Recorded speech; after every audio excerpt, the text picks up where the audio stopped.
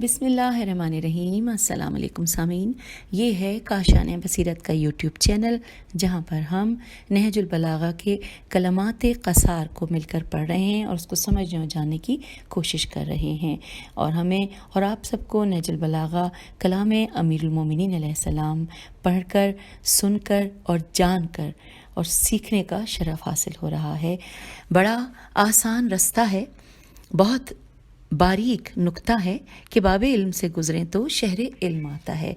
तो हम बाबुल इल्म से शहर इल्म तक का सफ़र तय करने के लिए बाबुल इल्म पे दस्तक दे रहे हैं। और आज इस नशिस्त में हम मौला के कलमात क़सार में से हिकमत नंबर 456 और 455 को मिलकर पढ़ेंगे। आइए सबसे पहले हिकमत 456 को पढ़ते हैं। मौला फरमा रहे हैं कि क्या कोई जवां मर्द है जो इस चबाए हुए लुक़्मे यानी कि दुनिया को उसके अहल के लिए छोड़ दे। तुम्हारे नफ्सों की कीमत सिर्फ जन्नत है, लिहाजा जन्नत के अलावा और किसी कीमत पर उन्हें ना बेचो। आइए अब इस हिकमत को समझने और जानने के लिए मोहतरमा रुखसाना गौहर ज़ैदी साहिबा की लिखी हुई शरह से मुस्तफ़ीद होते हैं। लिखा है, अमीरुल मोमिनीन अलैहिस्सलाम इस गुफ्तार हिकमत में दावत फ़िक्र दे रहे हैं। आइए हम सोचें और समझने की कोशिश करें कि सबसे ज़्यादा मुअज़्ज़िज़ लोग वही हैं कि जो दुनिया में अपने वजूद की कदर को समझते हों, अपनी कीमत को समझते हों, अपने मकाम को जानते हों। दुनिया की मिसाल ऐसी है कि जैसे चबा हुआ लुक़मा कि जो कोई किसी को देता नहीं है, दिया नहीं जा सकता, तो कोई अपने अहल के लिए क्यों छोड़ सकता है। यानी दुनिया की तमाम चमक दमक, आसाइशें, हुकूमत, तख्त व ताज, जाहो हशम, दौलत व सरबत सब निगाह इमाम में चबे हुए लुक़मे की मानिंद हैं, यानी कराहियत ज़दा, जल्द ख़त्म हो जाने वाली हैं। ये इस काबिल नहीं कि इसकी खातिर इंसान अपने नफ्स को बेच दे, बल्कि हमेशा कायम रहने वाली जन्नत का सौदा किया जाए। ये इस काबिल ही नहीं है दुनिया। जन्नत का सौदा कैसे किया जाए वही बताए, जो शब हिजरत बिस्तर नबूवत पर नफ्स बेचकर खुदा की मर्ज़ी का ख़रीदार बन जाए। आइए देखते हैं मौला क्या फरमा रहे हैं। मौला ने दीन की तमाम खूबियाँ इन चंद कामों में बयान की हैं। एक ये कि अल्लाह की रज़ा की खातिर दूसरों की मदद करना, फिर अल्लाह के लिए किसी से दोस्ती रखना और अल्लाह के लिए किसी से नफ़रत करना और बुग़्ज़ रखना। अब आइए यानी कि देखते हैं कि यानी ये कीमत मज़ा यही है कि दुनिया से जाने वाला अपने लिए तो जन्नत का सौदा करे ही, लेकिन अपने अहल के लिए भी ऐसा ही ख़जाना दे जाए। और दुनिया की मज़म्मत से इमाम अलैहिस्सलाम का मकसद हरगिज़ ये नहीं है कि जंगलों में निकल जाएं या राहबानियत अपना लें, नहीं, बल्कि दुनिया ही में रहते हुए, सबके साथ रहते हुए अपने प्यारों ही के दरमियान अपने नफ्स की कीमत लगाएं कि हर लम्हा इबादत बन जाए। अपने नफ्स को ऐसा बना लें कि उसका हर लम्हा और हर सांस इबादत में शामिल हो जाए। और अब यूँ हमने हिकमत 456 के बारे में मुख्तसरन और आसान अल्फाज में जान लिया। और अब हम पढ़ने जा रहे हैं हिकमत कलमात क़सार में से हिकमत नंबर 455। मौला अली अलैहिस्सलाम से पूछा गया कि सबसे बड़ा शायर कौन है, तो फरमाया कि शुअरा की दौड़ एक रविश पर न थी कि गोए सबकत ले जाने से उनकी आखिरी हद को पहचाना जाए, और अगर एक को तरजीह देना ही है तो फिर मलके ज़िल्लील, ज़ुआद लाम, लाम पे तजदीद है, ज़ुआद लाम, ये लाम और ब्रैकेट में लिखा है गुमराह बादशाह है। अब ये हमने हिकमत पढ़ ली है। आइए इसको समझने के लिए जो इंतहाई आसान और इंतहाई मुख्तसर तहरीर की है मोहतरमा रुखसाना गौहर ज़ैदी साहिबा ने, हम उसको पढ़ते हैं। लिखा है कि अमीरुल मोमिनीन अलैहिस्सलाम ने ये कलाम उस वक्त किया कि जब रमज़ान के मुक़द्दस महीने में इमाम अलैहिस्सलाम ने अहले ईमान को मदऊ किया था। दौरान गुफ्तगू बारगाहे इमाम अलैहिस्सलाम में मौजूद कुछ लोगों ने पूछा, सवाल किया कि बेहतरीन अरब शायर कौन है। तो इमाम अलैहिस्सलाम हिकमत से भरपूर उन्होंने मुख्तसर जवाब दिया कि हर एक की रविश जुदा है, हर एक का कलाम मौज़ूए कलाम और मौजू जुदा, इसलिए किसी की सबकत ज़ाहिर नहीं। फिर भी अगर एक को तरजीह देनी ही है तो सैयद रज़ी कहते हैं ملک ذلیل یعنی گمراہ بادشاہ سے مراد عرب کا سب سے بڑا شاعر امراء القیس ہے۔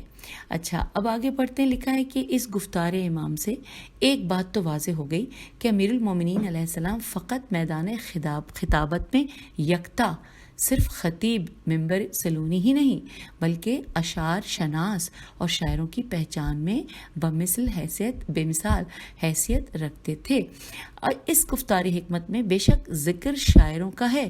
امراء القیس کو مولا نے چنا بھی، لیکن ہم مانوی لحاظ سے دیکھیں تو اس گفتار حکمت میں امام علیہ السلام نے مختصر الفاظ میں واضح کر دیا ہے کہ ہر ایک مختلف اوصاف کا مالک ہے، برتر وہی ہے جو اپنے معیار کی حفاظت کر سکے۔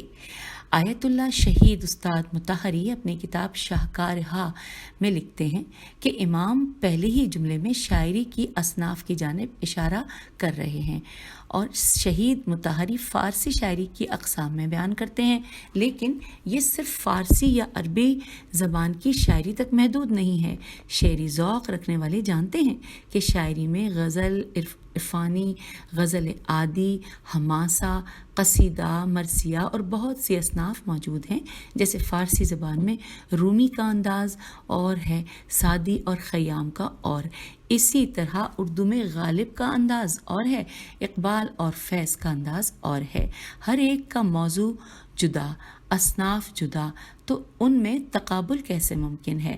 ان کا موازنہ درست نہیں ہے۔ سید رضی جعفر نے اس حکمت کی شرح میں لکھتے ہوئے بڑے خوبصورت انداز میں نہ صرف وضاحت کی بلکہ امراء القیس کا تعارف بھی کروا دیا۔